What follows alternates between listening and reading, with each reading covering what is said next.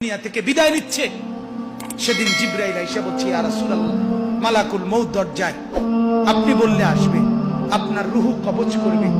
আল্লাহর নবী বলেন, আল্লাহকে জিজ্ঞেস করো জিবরাইল, আমি যদি আমার আল্লাহর কাছে যাই, আমার উম্মতের সাথে আমার আল্লাহ কি আচরণ করবেন, ওটা বলো, তারপরে আমি যাব।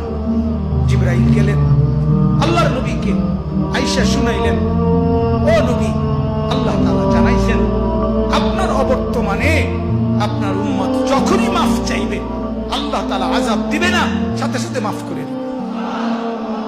আপনি যেমন মাফ চাইছেন, তখন যেমন মাফ করছে, আপনার অবর্তমানে আপনার উম্মত নিজে নিজে মাফ চাইলেও আমি আল্লাহ মাফ করে দেব।